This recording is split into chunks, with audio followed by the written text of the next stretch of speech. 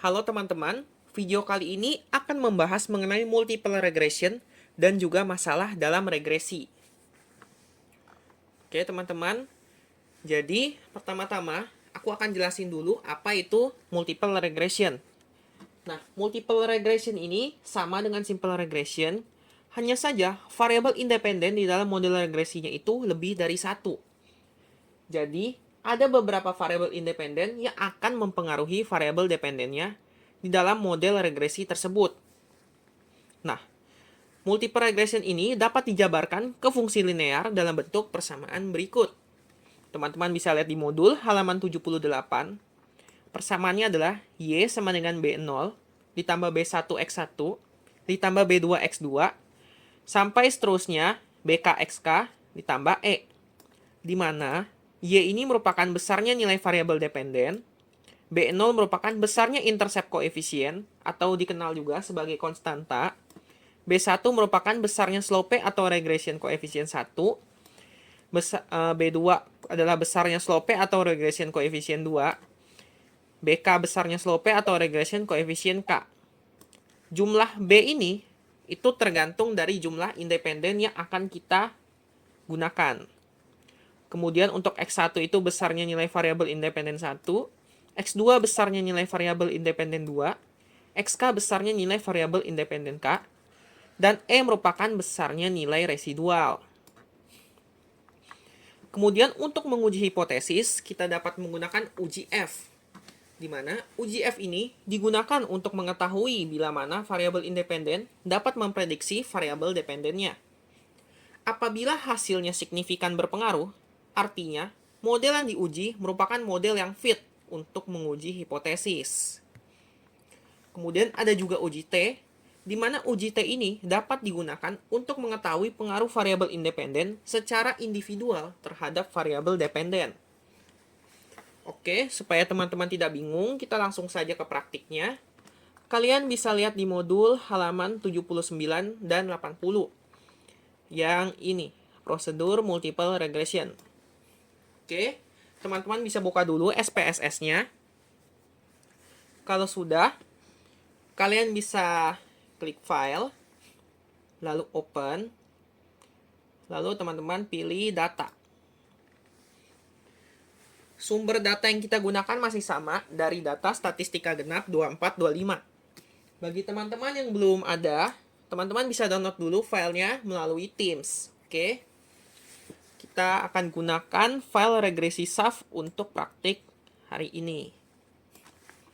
Jadi kita bisa pilih yang ini, file regresi SAF.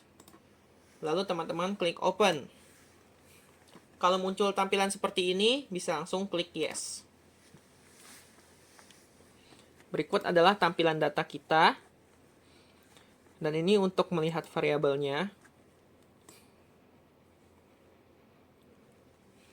Nah, untuk kasus ini, kita akan melihat pengaruh dari DPR sebagai independen 1, ROE sebagai independen 2, dan DER sebagai independen 3 terhadap harga saham sebagai dependennya.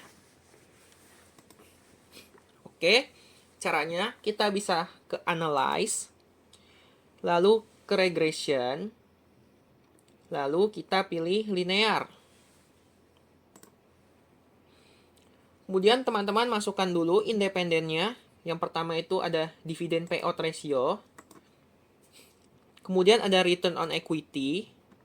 Yang terakhir ada debt to equity. Oke, kalau sudah, teman-teman masukkan variabel dependennya, yaitu harga saham, ke kolom dependen. Kalau sudah, teman-teman bisa langsung klik OK. Nanti akan keluar tabelnya di output SPSS-nya. Oke, kita akan mulai membaca kesimpulannya dulu. Kemarin kita sudah coba dari analisa korelasi, analisa koefisien, dan juga persamaan regresi yang simple. Oke, sekarang kita akan bahas kembali untuk yang multiple regression. Nah, di sini Kalau teman-teman lihat, analisa korelasi kita lihat dari model summary. Yang ini, kita lihat yang kolom R. Oke. Di sini 0,319. Artinya, secara statistik, hubungan antara variabel dependen, harga saham, dengan variabel independen, yang tadi DPR, ROE, dan DER, adalah rendah dan positif. Kita lihat dari sini. Ini kan bilangannya positif. Dan 0,319 itu ada di rentan 0,20 sampai 0,399. Jadi masuk ke kategori rendah gitu. Kemudian untuk analisa koefisiennya, teman-teman masih melihat dari model summary. Kita lihat di adjusted R-square-nya. Yang ini. Karena dia 0,077, kita ubah jadi persen, jadi 7,7%. Artinya, secara statistik, besarnya variasi variabel dependen, harga saham, yang dapat dijelaskan oleh variasi variabel independen, yaitu DPR, ROE, dan DER, adalah sebesar 7,7%. Sedangkan sisanya sebesar 92,3% dijelaskan oleh variasi variabel lain yang tidak dimasukkan ke dalam model regresi. Jadi nanti buat kesimpulannya seperti ini, teman-teman. Nah, ini untuk tambahan saja. Apabila hasil adjusted R-square-nya itu minus, maka adjusted R-square dianggap 0. Sehingga kita akan membuat kesimpulan bahwa tidak terdapat kontribusi. Seperti itu. Kemudian untuk persamaan regresinya, teman-teman bisa lihat dari tabel koefisien. Kita lihat di outputnya yang ini. Di under standardized koefisien B. Oke, teman-teman. Kita lihat dari PPT aja, udah dikasih highlight. Jadi untuk persamaannya seperti ini. Y sama dengan konstantanya kita masukin 237,338 ditambah yang independen pertama 2,320 X1 ditambah independen kedua 20,164 X2 ditambah independen ketiga 26,521 X3 ditambah error. Tambah E ini jangan pernah dilupain ya teman-teman. Kemudian untuk artinya seperti ini. Untuk konstanta, artinya jika variabel independen DPR, ROE, dan DER bernilai 0, maka variabel dependennya, yaitu harga saham, akan bernilai sebesar 237,338. Jadi asumsinya seperti ini. Kalau ini 0, otomatis kan nilainya tinggal yang ini. Makanya variabel dependennya akan senilai 237,338. Kemudian untuk kesimpulan independen B1. Artinya setiap penaikan satu satuan variabel independen dividen payout ratio akan menaikkan variabel dependen harga saham sebesar 2,320 dengan asumsi variabel independen ROE dan DER dianggap tetap atau konstan. Jadi begini. Ketika yang ini, variabel independen ini bertambah 1, maka dia akan menambah nilai Y sebesar 2,320. Dengan asumsi, dua variabel lain ini itu tetap, tidak bertambah, tidak berkurang. Seperti itu, teman-teman. Untuk B2 juga sama, artinya setiap kenaikan satu satuan variabel independen ROE akan menaikkan variabel dependen harga saham sebesar 20,164. Dengan asumsi bahwa variabel independen DPR dan DER dianggap tetap atau konstan. Kemudian ada juga untuk independen ketiga itu masih sama. Artinya setiap kenaikan satu satuan variabel independen DER akan menaikkan variabel dependen harga saham sebesar 26,521 dengan asumsi variabel independen DPR dan ROE dianggap tetap atau konstan. Nah, kemudian ini untuk latihan saja. Kita lihat di modul yang poin C. Jadi diasumsikan bahwa nilainya itu diketahui. Kita lihat langsung dari PPT. Nah, diketahui DPR-nya 15,33, ROE 6,25, dan DER 1,85. Ramalkan berapa besar harga saham variabel dependen perusahaan tersebut. Nah, ini masih sama dengan yang simple regression, teman-teman. Kita tulis dulu persamaannya yang tadi. Habis itu kita masukin di X1-nya. X1 kan DPR tadi. Berarti kita masukin 15,33. Kemudian untuk yang independen kedua, ROE, kita masukin juga di X-nya 6,25.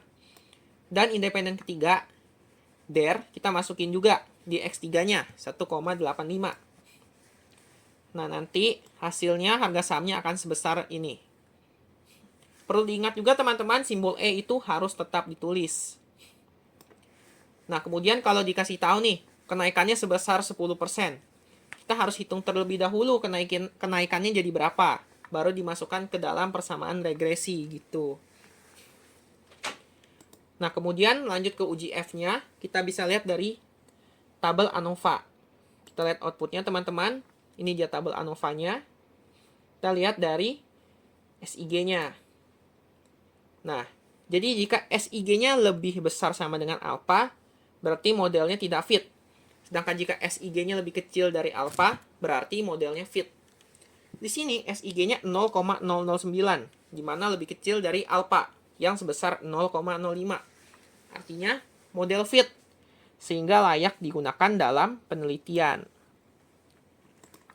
Kemudian untuk uji T, kita uji untuk masing-masing variabel. Yang pertama itu kita hipotesis variabel yang DPR dulu. Kita harus buat dulu hipotesis nolnya. Tidak terdapat pengaruh secara individual variabel independen DPR terhadap variabel dependen harga saham. Kemudian untuk hipotesis alternatifnya itu sama, cuma bedanya adalah lawan dari H0. Kalau tadi H0 tidak terdapat pengaruh, berarti HA-nya terdapat pengaruh. Jadi, terdapat pengaruh secara individual variabel independen DPR terhadap variabel dependen harga saham. Seperti itu. Terus untuk melihat kesimpulannya, kita bisa lihat dari tabel koefisien bagian SIG-nya. Kita lihat di output, tabel koefisien bagian SIG dari tiap masing-masing variabel independen. Oke. Karena SIG dari independen 1, DPR itu 0,669, yang lebih besar dari alpha, maka H0 tidak dapat ditolak. Sehingga tidak terdapat pengaruh secara individual variabel independen DPR terhadap variabel dependen harga saham. Ini berlaku juga untuk variabel independen yang kedua dan ketiga.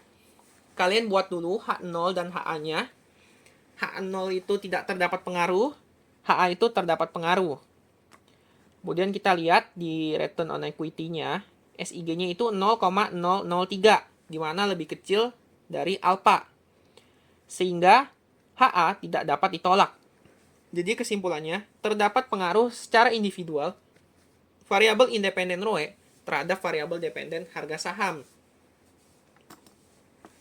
Kemudian untuk yang ketiga, variabel independen DER, kita buat dulu hipotesisnya, H0, tidak terdapat pengaruh secara individual variabel independen DER terhadap variabel dependen harga saham. Untuk HA-nya, terdapat pengaruh secara individual variabel independen DER terhadap variabel dependen harga saham. Terus kita lihat SIG-nya itu 0,520, lebih besar sama dengan alpha. Maka H0 tidak dapat ditolak. Sehingga kesimpulannya, tidak terdapat pengaruh secara individual variabel independen DER terhadap variabel dependen harga saham. Seperti itu teman-teman. Oke, kalau sudah kita akan lanjut ke masalah dalam regresi. Jadi yang pertama itu ada multikolinearitas. Jadi untuk menguji apakah dalam suatu model regresi terjadi korelasi yang tinggi atau tidak antara variabel independen atau variabel bebas. Jadi ada beberapa acuan penentu terjadi atau tidaknya multikolinearitas. Yang pertama, tidak terjadi multikol apabila nilai toleransinya di atas 0,1 dan nilai fifth-nya di bawah 10. Sedangkan akan terjadi multikolinearitas apabila nilai toleransinya di bawah 0,1 dan fifth-nya di atas 10. Oke teman-teman, kita bisa langsung saja lakukan praktiknya untuk menguji multikolinearitas. File yang digunakan adalah file regresi SAF. Karena ini masih sama, kita lanjut saja teman-teman. Kalian bisa ke Analyze, lalu ke Regression, lalu ke Linear. Oke. Kalau sudah, kalian klik reset dulu. Lalu kalian masukkan kembali dividend payout ratio, return on equity, sama debt to equity ke independen. Lalu masukkan harga saham ke dependen. Kalau sudah, kalian klik statistik. Kemudian kalian nonaktifkan pilihan estimate yang ini. Model fit juga dimatiin. Kemudian kalian aktifkan covariance metric dan juga collinearity diagnostic. Sebenarnya ini opsional ya teman-teman, mau dimatiin, dinyalain sama aja. Kita ikutin modul aja, di sini dicentang juga, jadi kita boleh centang. Kalau udah, kalian klik continue, lalu kalian klik OK. Oke, ini hasil outputnya teman-teman. Nah, nanti keluar di sini. Kita lihat di PPT. Kita lihat di kolom koefisien. Kita bisa lihat di bagian sini. Koefisien, terus ada collinearity statistik. Jadi begini untuk baca kesimpulannya. Tidak terjadi multikolinearitas jika nilai tolerance lebih dari 0,1 dan VIF kurang dari 10. Sedangkan terjadi multikolinearitas jika nilai toleransinya kurang dari sama dengan 0,1 dan VIF-nya lebih dari sama dengan 10. Nah, kita lihat untuk masing-masing independen. Untuk variabel DPR, toleransinya 0,817 dan VIF-nya 1,223. Sehingga tidak terjadi multikolinearitas. Untuk variabel ROE, toleransinya 0,86, dimana ini kan kurang dari sama dengan 0,1. Maaf, lebih dari 0,1 dan VIF-nya itu kurang dari 10 sebesar 1,163. Sehingga tidak terjadi multikolinearitas. Dan untuk variabel independen DR-nya juga sama, toleransinya 0,935 dan VIF-nya 1,07 sehingga tidak terjadi multikolinearitas. Jadi kesimpulan besarnya adalah tidak terjadi multikolinearitas sehingga data DPR dan ROE dan juga DER baik digunakan dalam model regresi. Seperti itu teman-teman. Oke, tadi kan kita centang. Sekarang kita akan coba kalau kita matiin. Kita bisa ke analyze, terus regression, terus linear. Jangan lupa klik reset ya teman-teman setiap mau melakukan analisa. Kita bisa masukin kembali independennya, masukin juga dependennya, lalu bisa ke statistik, kita centang covariance dan collinearity, kita matikan estimate dan model fit. Kalau udah langsung continue lalu OK. Nah, bedanya ini teman-teman. Kalau tadi kita centang, tabel yang ini juga keluar nih, yang untuk membuat persamaan regresi gitu. Sedangkan kalau kalian matikan, dia akan langsung untuk uji multikolinearitas aja gitu.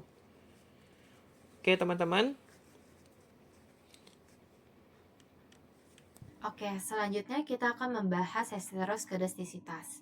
Jadi, heteroskedastisitas ini tuh kayak digunakan untuk menguji apakah dalam suatu model regresi terdapat kesamaan atau ketidaksamaan varians antara pengamatan yang satu dengan yang lainnya. Nah, untuk mendeteksi masalah heteroskedastisitas itu bisa dilakukan secara grafik maupun dengan non-grafik. Nah, untuk yang metode grafik, ini tuh kalian masih menggunakan file yang sama, yaitu regresi.sav. Kalian bisa langsung klik analyze, lalu kalian klik regression, kemudian kalian bisa klik yang linear. Kalian bisa riset dulu, masukin yang harga saham ini variabelnya itu ke bagian dependen, dan juga untuk yang DPR, ROE dan juga yang DER ini tuh kalian masukin ke kotak yang independen. Kalian bisa klik plots yang di samping sini. Lalu as receipt-nya itu kalian taruh di kotak Y dan juga yang jipretnya itu ke bagian X. Jadi di sini jangan sampai salah ya. Jadi as receipt itu di kotak Y dan juga jipretnya itu di kotak X. Kalian bisa klik continue, lalu kalian klik OK. Nah, di sini ada outputnya. Nah, jadi untuk kriterianya, kalau titik-titiknya itu menyebar dan juga tidak membentuk pola, Artinya, tidak terjadi heteroskedastisitas. Jadi datanya itu baik digunakan dalam mode regresi. Kalian bisa minimize lagi. Lalu ada metode non-grafik, yaitu uji Glatzer. Nah, untuk uji Glatzer ini masih dalam file yang sama, regresi.sav. Kalian bisa klik analyze, ke regression, terus ke bagian yang linear. Kalian reset lagi, kalian masukin yang harga sahamnya ini ke kotak dependent, dan juga yang DPR, ROE, dan juga DR-nya itu di kotak yang independent. Kemudian kalian bisa klik save. Terus jangan lupa dicentang yang unstandardized-nya itu di bagian residual. Kemudian kalian klik continue, kemudian kalian klik OK. Nah, di sini kan ada muncul outputnya, tapi kalian abaikan aja. Karena yang di sini, yang kita lihat itu yang bagian yang res_1. Jadi kalian pastiin udah muncul yang res_1 ini. Nah, kemudian kalian ini bisa klik transform, lalu compute variable. Di bagian function group, kalian klik all, terus kalian klik yang di bawah ini yang ABS. Lalu kalian klik yang tanda panah ke atas. Nah, lalu di sini kalian masukin unstandardized-nya ini. Terus kalian klik yang panah ke samping ini. Jangan lupa untuk yang bagian target variable, kalian ketik ares_1. Nah, untuk bagian target variable ini pastiin harus ada underscore-nya, jadi jangan ada spasi. Lalu kalian bisa klik OK.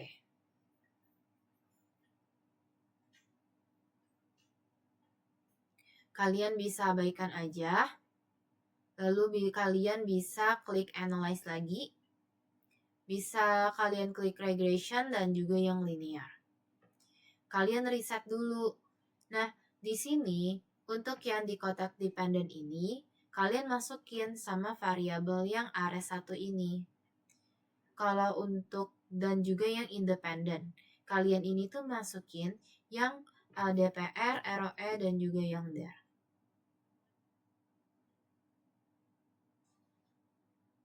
Kemudian kalian klik OK.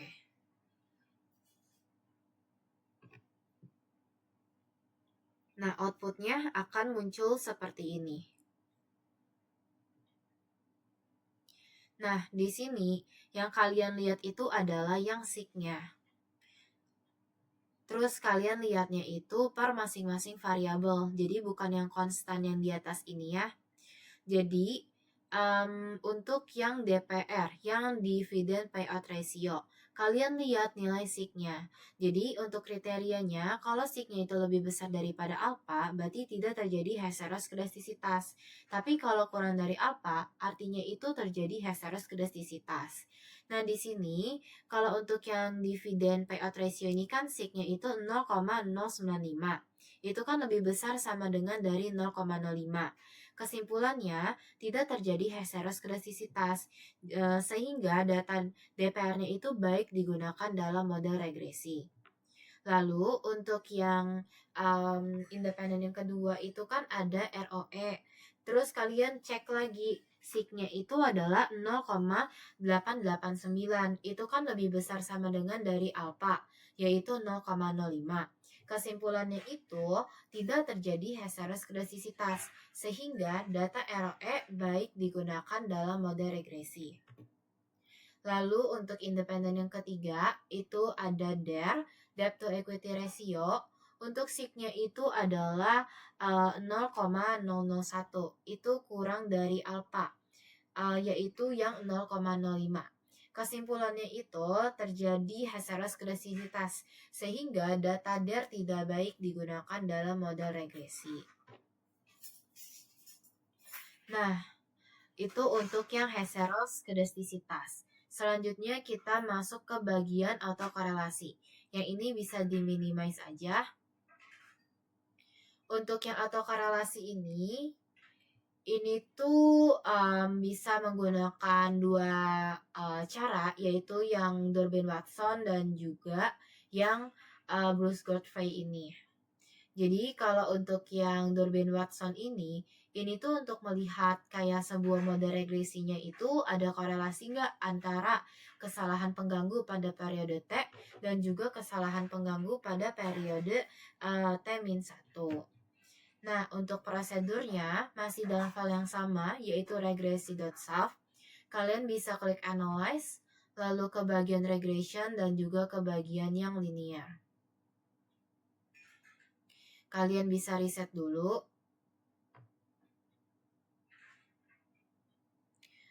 Kalian bisa masukin yang harga saham ini ke kotak yang dependent.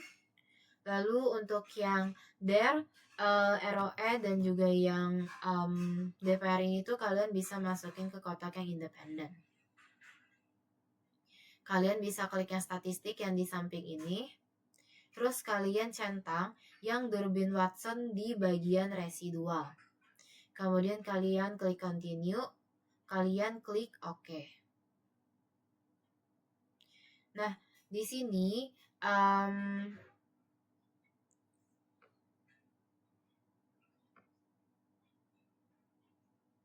akan muncul untuk outputnya.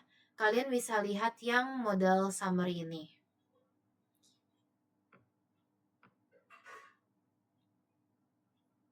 Nah, untuk yang model summary, kalian lihat yang paling ujung, itu namanya ada Durbin-Watson.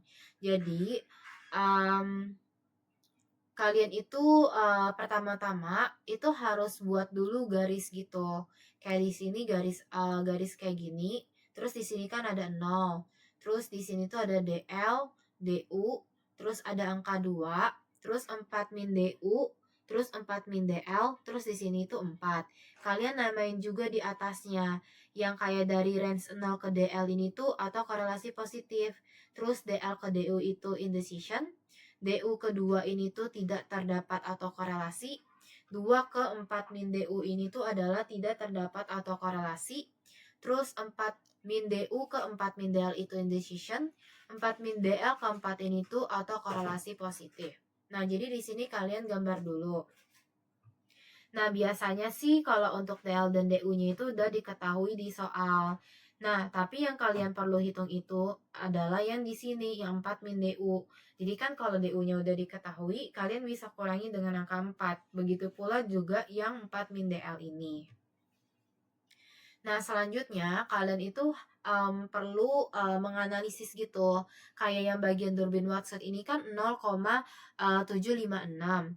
Nah, ini tuh ada di range yang mana? Kalau kalian lihat, 0,7556 ini tuh ada di range 0 sampai 1,6373 yang di DL ini. Artinya, kalau dia ada di range ini, dia ini tuh masuk ke kategori yang atau korelasi positif gitu. Kalau kategorinya itu atau korelasi positif, nanti datanya itu nggak baik digunakan dalam model regresi. Nah, kalau hasil dari Durbin-Watsonnya itu adalah indecision, itu artinya Durbin-Watsonnya itu nggak dapat mendeteksi ada atau tidaknya autokorelasi, sehingga digunakan alat pengujian lainnya. Itu untuk yang uji Durbin-Watson. Selanjutnya, kita akan membahas uji Bruce-Godfrey ini. Masih dalam file yang sama, yaitu regresi.sav. Nah, ini untuk yang prosedur 1, 2, dan juga yang 3, dan juga yang keempat ini tuh kalian udah lakukan di uji sebelumnya. Jadi kalian bisa langsung aja ke step yang kelima ini. Jadi kalian bisa klik transform, lalu klik yang compute variable. Kalian bisa reset dulu. Nah, jadi di sini kalian klik all pada function group. Kemudian kalian cari yang lag.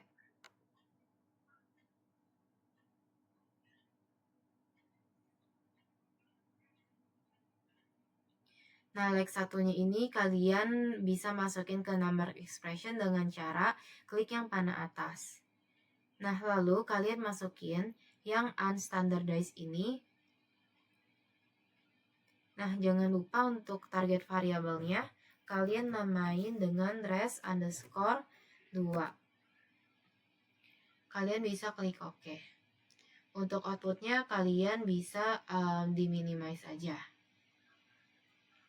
Nah, kalian bisa klik analyze, lalu ke regression, dan juga ke linear. Kalian bisa reset dulu, lalu kalian masukin yang unstandardized-nya ini ke kotak dependent. Nah, lalu untuk yang DPR, ROE, dan juga yang DAR ini tuh kalian masukin ke kotak independen, tapi jangan lupa res 2-nya itu kalian masukin juga. Selanjutnya kalian bisa klik OK.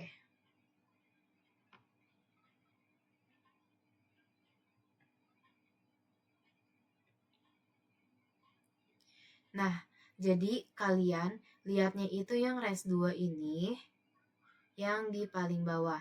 Sebenarnya nggak selalu paling bawah sih, bisa aja di atas. Tapi kalian itu lihatnya itu yang res 2-nya ya, gitu.